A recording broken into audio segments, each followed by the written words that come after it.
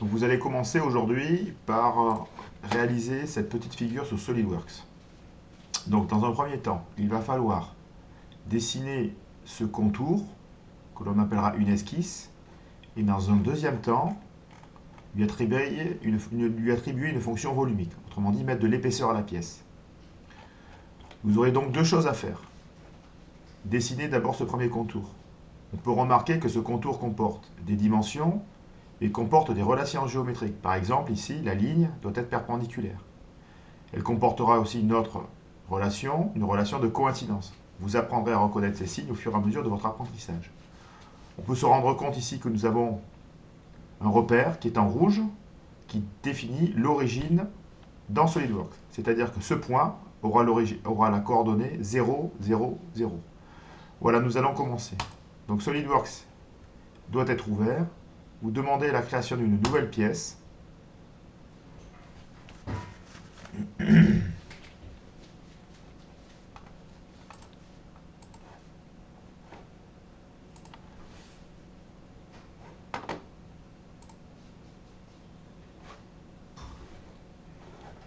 Voilà, donc c'est un petit peu long. Bon, on se rend compte qu'ici, il y a pas mal d'onglets qui est ouvert. Donc ici, on reconnaît le gestionnaire de commandes, la barre des menus déroulants, l'arbre de création, la zone graphique.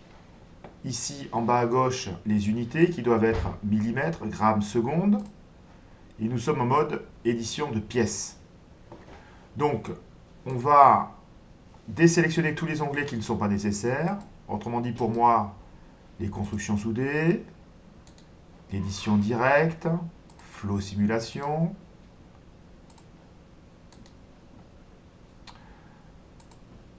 préparation de l'analyse, surface. Voilà. Un onglet important, l'onglet fonction. Voilà, donc fonction et esquisse évaluée seront les trois onglets dont nous allons avoir besoin. Dans un premier temps, nous allons commencer à dessiner une esquisse. Pour pouvoir dessiner une esquisse, il nous faut un plan d'esquisse. Donc ici, par exemple, on va dessiner cette esquisse sur le plan de face. Donc sur le plan de face, je sélectionne le plan et je lui demande la création d'une esquisse. Notez que cette icône peut être aussi retrouvée dans la barre d'esquisse, dans la barre d'outils esquisse qui se trouve ici. Voilà, je sélectionne. On note qu'il y a l'ouverture d'une esquisse qui s'est ouverte dans le plan de face X ou Y. J'ai donc accès maintenant à tous les outils de dessin. Première chose que je vais commencer par faire, une ligne verticale de hauteur 25. Je pars de l'origine, on note que le curseur comprend une relation géométrique en jaune, et je vais vers le haut. L'indicateur m'indique que je suis vertical. Je sélectionne. Je clique, j'ai toujours la main échappe pour quitter. Je vais chercher l'outil cotation intelligente. Je sélectionne la ligne. Alors attention, là, ici, quand on sélectionne la ligne, on se rend compte qu'on a un point qui est ici, le point milieu qui apparaît. Ici, l'extrémité. Et une deuxième extrémité. Moi, ce que je veux, c'est coter la ligne entière. Je vais donc me positionner avec mon curseur ailleurs que sur ces trois entités que je viens de vous citer. Donc je vais me positionner ici. Et je vais indiquer 25. Ma ligne s'adapte. En termes de longueur, on est donc à 25. Dans un deuxième temps, je vais donc tracer une ligne horizontale de 32. Une ligne horizontale de 32. Voilà. Échappe pour la main. J'appuie sur le bouton S. Ça me permet d'obtenir un menu flottant. Et je vais mettre 32. Voilà. Ensuite, deuxième ligne. Échappe. Je regarde la cotation. 25, 125 degrés, orientation. Ici, la ligne suivante, 20 avec une perpendicularité. C'est ce que je vais demander au logiciel. S, toujours pareil. De là à là, pour coter l'angle, je vais indiquer 125 degrés au logiciel.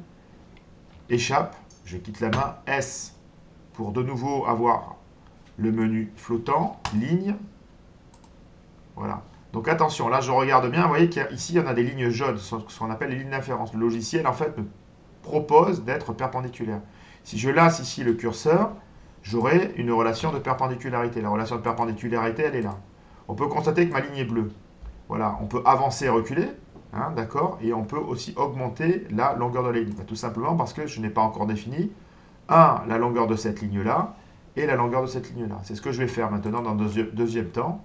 Et on va voir que ma ligne... Alors attention où je me positionne. Vous voyez, si je me positionne là, j'ai la cote comme ceci. Là, comme ceci. Moi, ce que je veux, c'est la longueur de la ligne. Je vais donc indiquer 20 ici. Je continue. On a ici donc une deuxième ligne. Nous avions noté qu'il fallait qu'elle soit perpendiculaire. Je me positionne donc de manière à ce qu'elle soit perpendiculaire. Voilà. Donc j'ai une deuxième ligne ici qui est perpendiculaire à celle-ci. On voit en cliquant sur la relation géométrique que les deux entités concernées par la relation géométrique apparaissent en rose. Voilà, il ne me restera plus qu'à terminer. Et ici, donc, je vais fermer. Fermer. Je vais donc chercher ici ma ligne, mon outil ligne. Alors, plus simple, S. Voilà. Et je m'en vais comme ça. Donc l'idée maintenant, voilà, ma figure n'est pas complètement fermée, c'est que ce point-là et ce point-là fusionnent. Donc pour ça, je vais ajouter des relations en demandant à ce point, le point il apparaît ici, dans la fenêtre ajouter des relations, je sélectionne ce deuxième point, point numéro 8, point numéro 7. Les relations qui existent entre ces deux points, il n'y en a pas, je vais donc rajouter une relation de fusionnement. Vous voyez ce qui s'est passé, les deux points ont fusionné. On valide. La figure est quasiment terminée. Alors ici, il nous manque une dernière cote.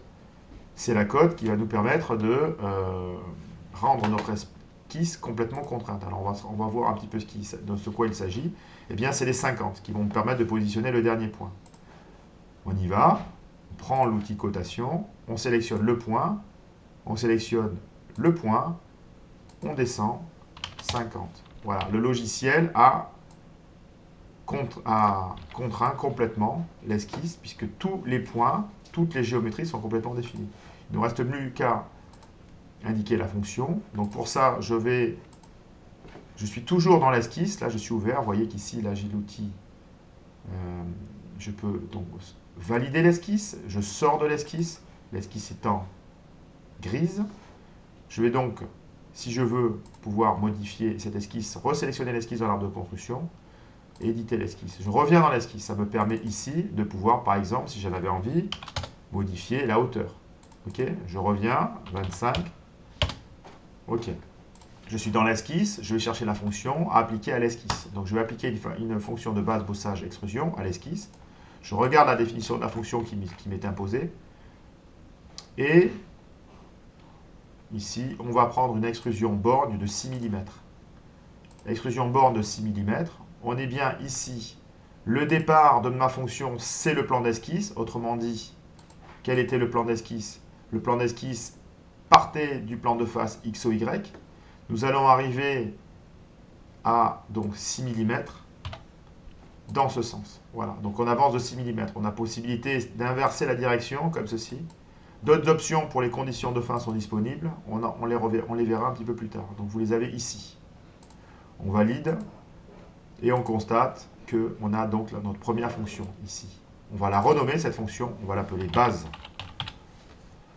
Voilà. Donc, la fonction base est créée à partir de l'esquisse 1, qui utilise la fonction base, qui est positionnée par rapport à l'origine, et qui est positionnée sur le plan de flaxe X ou Y. Voilà, la première pièce est terminée.